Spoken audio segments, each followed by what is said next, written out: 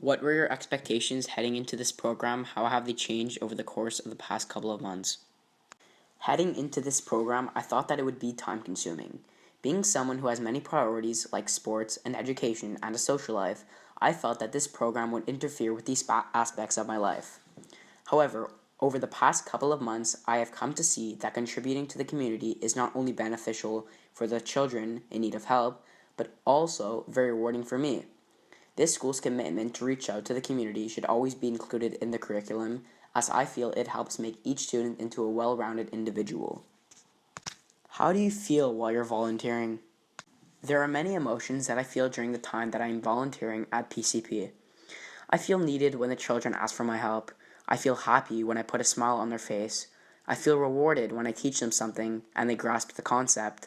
I feel challenged when there is a problem presented in front of me and I must come up with a creative and easy explanation for the children. When I walk in at 3:30 and the children run to greet me, I feel so lucky to be loved by such nice, innocent children. How has volunteering at your outreach placement altered your ethics and morals about our society in general and the way you treat others? I was brought up with very good morals and ethics, as my home always had talks about volunteering and helping others who are less fortunate than you. My mother and my sister both lead by example, as my mother always volunteered at the Jewish General Hospital in the oncology department and the Montreal Children's Hospital. My sister, as well, contributed to my positive morals as she decided to dedicate her career in helping children with learning disabilities as an occupational therapist. Why is it important for schools to have a volunteering program? How do volunteering programs at school affect the students when they grow up? It is important for schools to have a volunteering program because it gives you good values in life. It opens up your mind to do something that you wouldn't necessarily do on your own. Some volunteering programs take you out of your comfort zone by exposing you to different places that you wouldn't normally go to. It affects the students when they grow up because it exposes them to positive experiences at a young age. It allows them to see how rewarding it is, and therefore they will want to continue into the later years, whether it be physically or monetarily. In certain situations, society is more tolerant of certain individuals because of their disabilities, poverty, or religion. Is that fair? Or should everyone be treated equal? Whether it is a good thing or a bad thing, that is the way society is. In reality, everybody would like to say that they treat everybody equally, but we don't as a society. We need to treat people who are less fortunate or have learning disabilities differently, as we need to be more patient with people who are not as privileged as we are. If more people were exposed at an earlier age to people who are less fortunate than them, then perhaps we can live in a nicer and more loving community. What has this program taught you about yourself?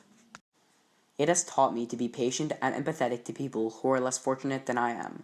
I've learned that I actually enjoy volunteering my time to help other people.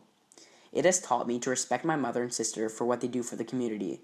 It has taught me that I am extremely lucky to be living the life that I lead and to not take the small things in life for granted.